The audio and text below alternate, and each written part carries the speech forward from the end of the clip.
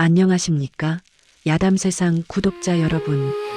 오늘도 시간을 거슬러 기이하고도 정겨운 예시이야기 속으로 함께 떠나보실까요? 오늘 들려드릴 이야기는 우리 조상들이 밤길에서 가장 경계하면서도 한편으로는 가장 친숙하게 여겼던 존재인 도깨비에 관한 것입니다.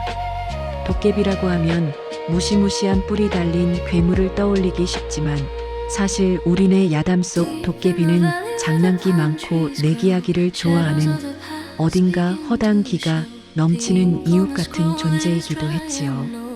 옛날 어느 깊은 산골, 인심 좋고 힘 좋기로 소문난 김서방이라는 농부가 살고 있었습니다. 김서방은 법 없이도 살 사람이라는 소리를 들을 만큼 성품이 고닫으나 딱 하나 못 말리는 고집이 있었으니 바로 술과 내기였습니다. 어느 화창한 장날, 김서방은 이웃 마을 장터에 갔다가 오랜만에 만난 동무들과 어울려 거하게 술판을 벌였습니다.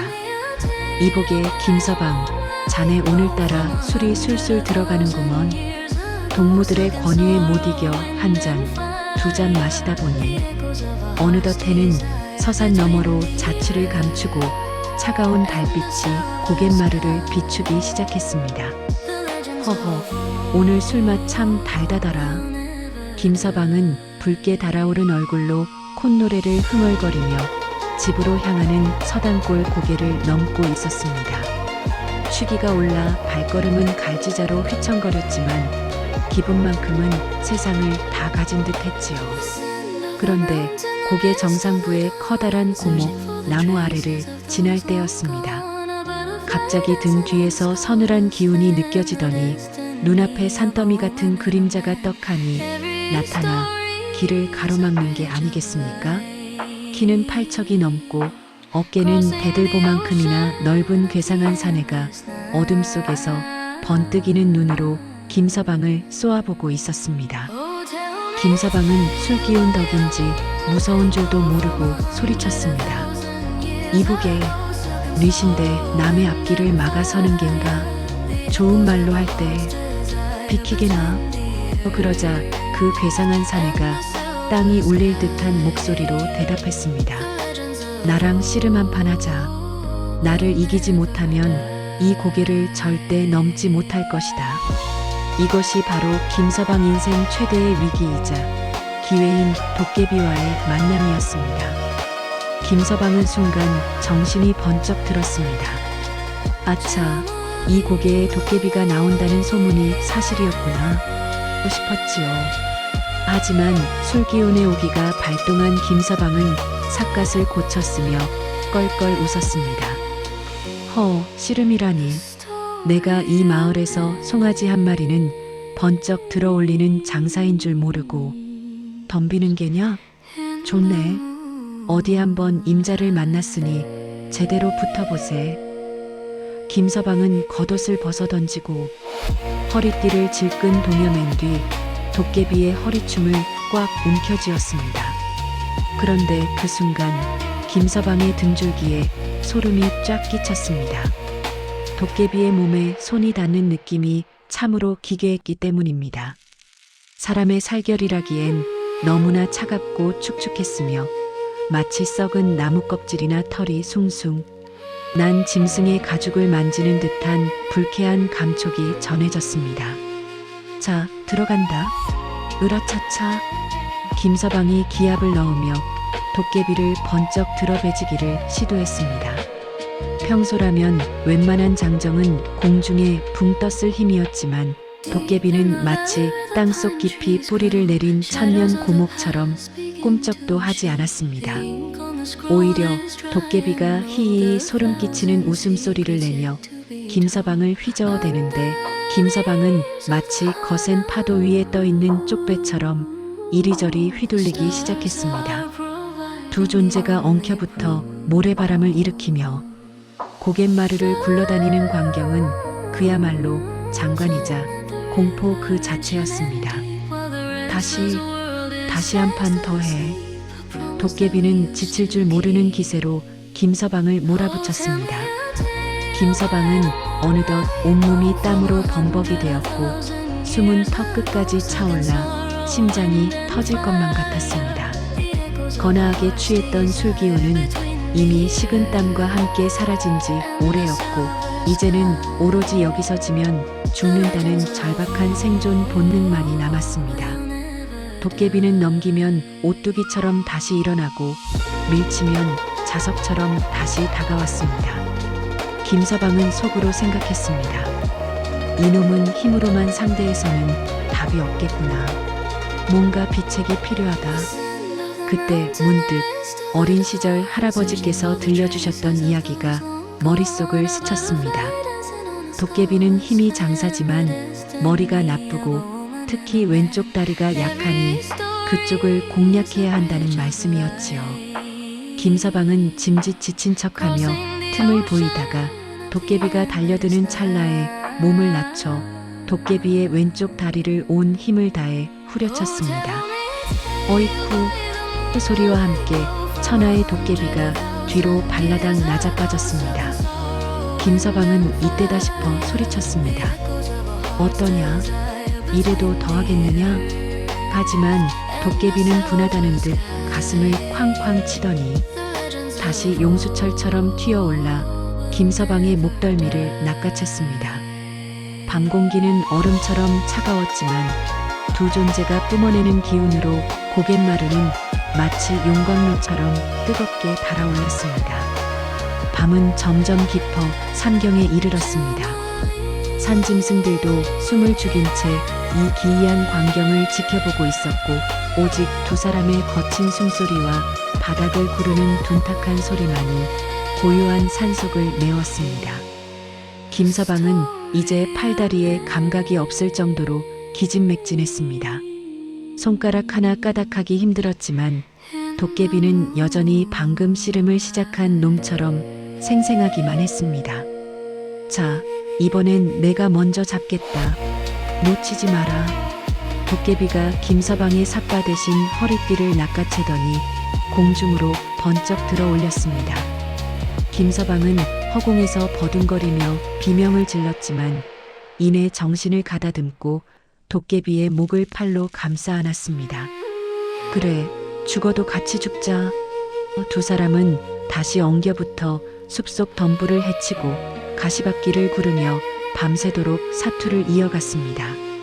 참으로 묘한 일은 분명히 사내와 싸우고 있는데도 어느 순간에는 손에 잡히는 것이 빗자루 몽둥이처럼 가늘게 느껴졌다가 또 어느 순간에는 바위처럼 단단하게 느껴지는 등 감각이 수시로 변한다는 것이었습니다.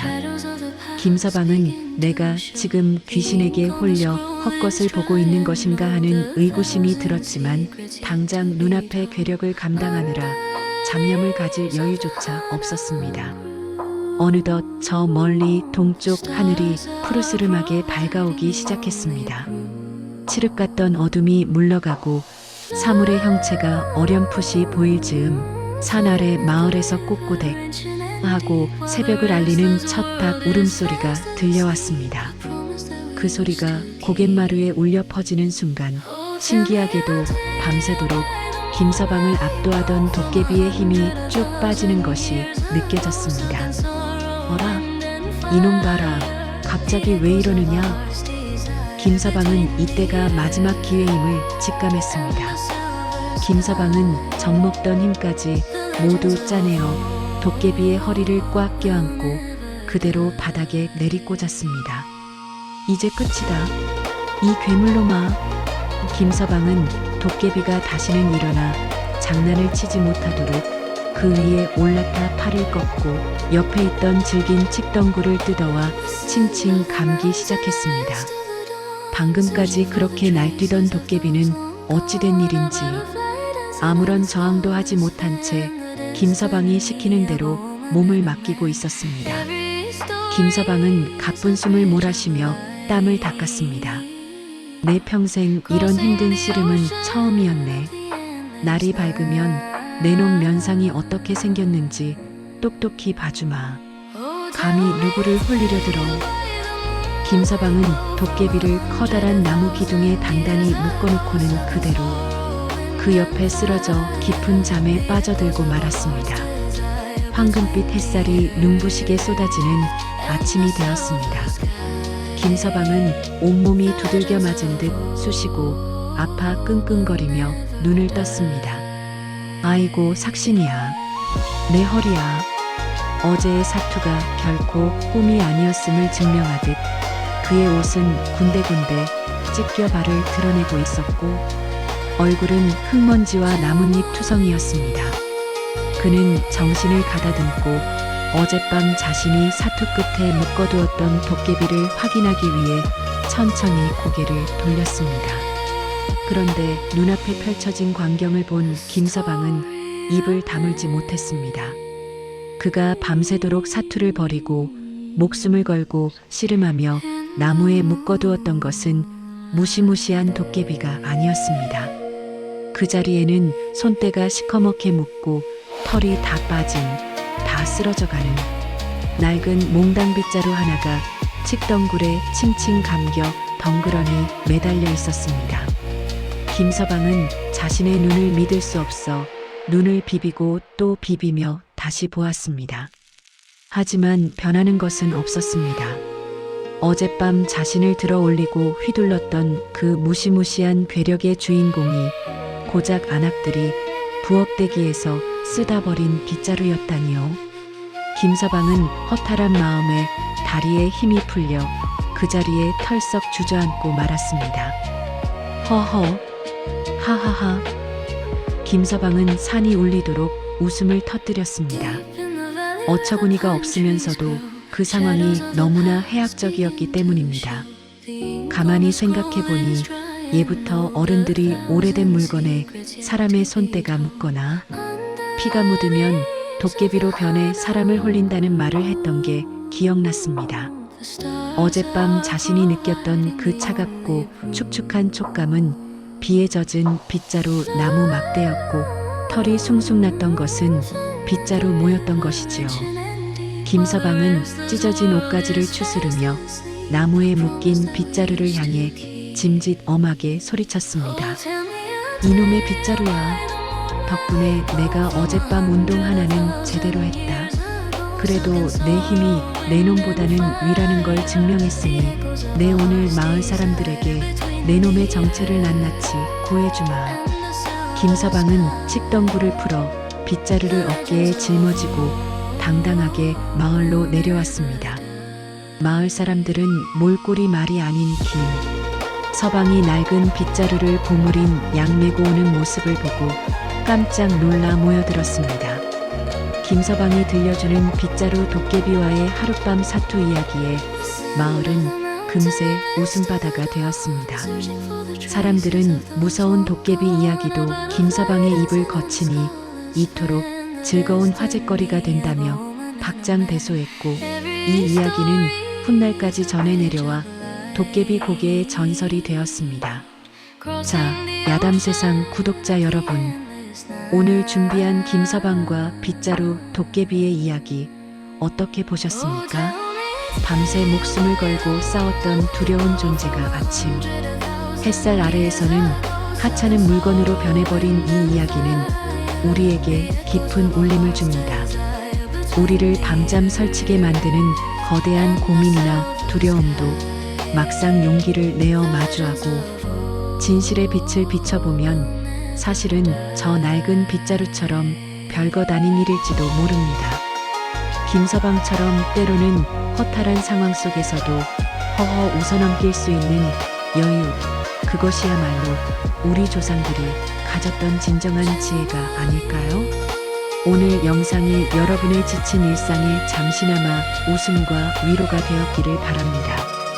혹시 여러분도 밤길을 걷다 누군가 씨름을 하자고 한다면 당황하지 말고 너 빗자루지? 하고 먼저 물어보시는 건 어떨까요? 영상이 좋으셨다면 구독과 좋아요, 알림 설정 부탁드리며 저는 다음에도 더 기이하고 재미있는 야담으로 찾아뵙겠습니다. 시청해주셔서 감사합니다. 여러분 모두 도깨비도 비켜갈 기분 좋은 하루 되시길 바랍니다.